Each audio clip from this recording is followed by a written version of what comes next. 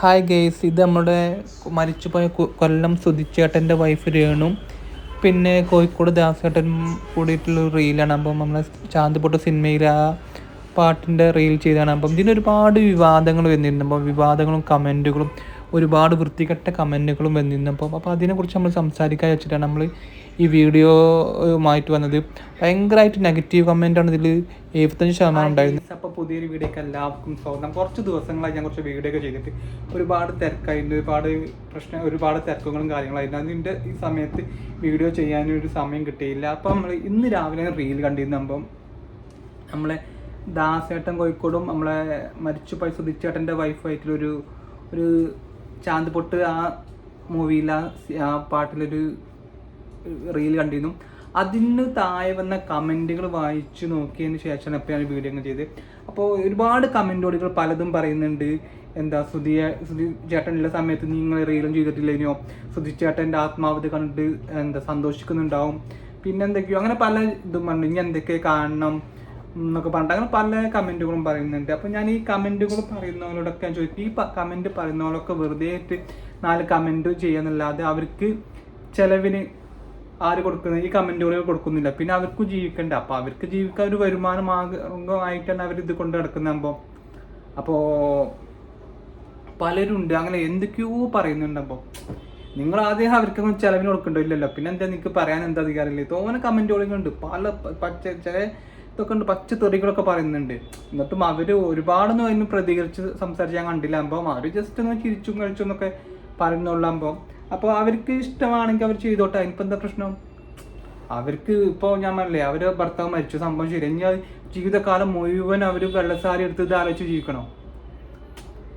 ജീവിതകാലം ഇനി എത്ര കാലം ജീവിക്കണം? പിന്നെ ആ രേണു ഇപ്പോൾ ടെൻഷൻ അടിച്ച് ജീവിച്ച് ഞാൻ മക്കൾക്ക് എന്താ ഹാപ്പിയില്? മക്കളെ നോക്കണ്ടേ? അപ്പോൾ മക്കളെ നോക്കണമെങ്കിൽ രേണു ഹാപ്പിയായി ജീവിക്കണം. അപ്പോൾ ചെറിയ റീലൊക്കെ ചെയ്തിട്ട് എന്താ പ്രശ്നം?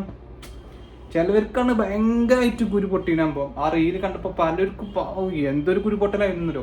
ഞാനെന്നെ വിചാരിച്ചു, എന്താ ഇവർക്ക് ഇങ്ങനെ കുരു പൊട്ടാൻ മാത്രം എന്താ ഒരു ഇത് ചെയ്യുന്നല്ലാതെ ഇപ്പം എന്താ പ്രശ്നം? കുറച്ച് ഇൻറ്റിമേറ്റ് ആയിട്ടുള്ള കുറച്ച് സീൻസ് ഉണ്ട്, അത് സംഭവം ശരി തന്നെയാണ്. അപ്പോൾ രണ്ടാർക്കും ഓക്കെയാണ്. അത് ദാസേട്ടൻ കോഴിക്കോടിന് പ്രശ്നമല്ല, രേണുവിന് പ്രശ്നമില്ല. പിന്നെ എന്താ നാട്ടുകാർക്ക് ഇപ്പം എന്താ ഇതിൽ ഇത്ര വലിയ ചൊറിച്ച് തയ്യാറുണ്ട്?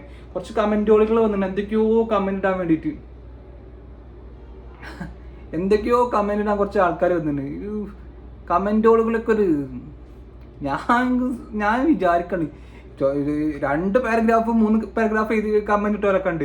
അപ്പോൾ അവർ ഇതിനായിട്ട് കുത്തി ഇരുന്നിട്ട് കമൻറ്റ് ചെയ്തില്ലേ? ഞാൻ സമ്മതിച്ചിട്ടോ. അത് കമൻറ്റോളുകളുടെ എന്താ പറയുക, അതിനോടുള്ളൊരു ആത്മാർത്ഥത ഞാൻ സമ്മതിച്ചു. ബാക്കിയുള്ള കുറ്റം പറയുന്ന ഒരു ആത്മാർത്ഥല്ലേ, അത് സമ്മതിച്ചപ്പോൾ അത്രയും സമയം 3 പാരഗ്രാഫ് കമൻറ്റ് ചെയ്തവരൊക്കെ ഉണ്ട്. 3 പാരഗ്രാഫിലേക്ക് എത്ര സമയം എടുക്കണം? ഒന്ന് അത് ആലോചിച്ചിട്ട് ഫസ്റ്റ് നമ്മൾ ഒന്ന് ആലോചിക്കണം, ഇതൊക്കെയാണ് പറയേണ്ടത്. എന്നിട്ട് അത് ആലോചിച്ച് കമൻറ്റ് ചെയ്ത് നമുക്ക് എത്ര സമയം പിടിക്കണം?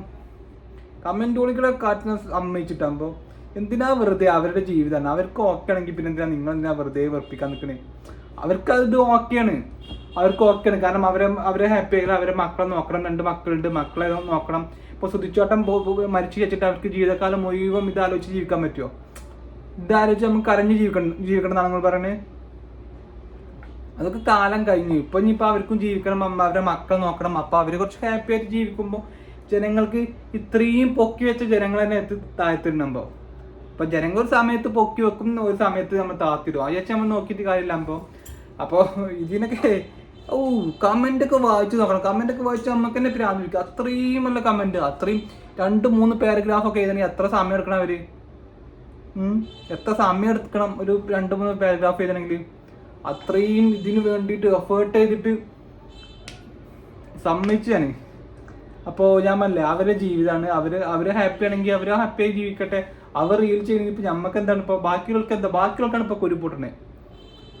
ജനങ്ങൾക്കാണ് കുരു പൊട്ടുന്നത്, അവർക്ക് ഒരു കുഴപ്പമില്ല.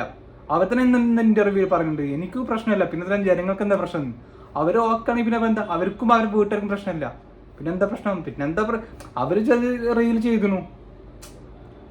ചെയ്തിരുന്നു, എന്താ പ്രശ്നം? തോന്നെ കമൻറ്റുകളുണ്ട്, വൃത്തികെട്ട കമൻ്റ് ഒക്കെ ഇട്ടുണ്ടാകുമ്പോൾ. ഓക്കെ, നെക്സ്റ്റ് വീഡിയോയിൽ കാണാം. ബൈ.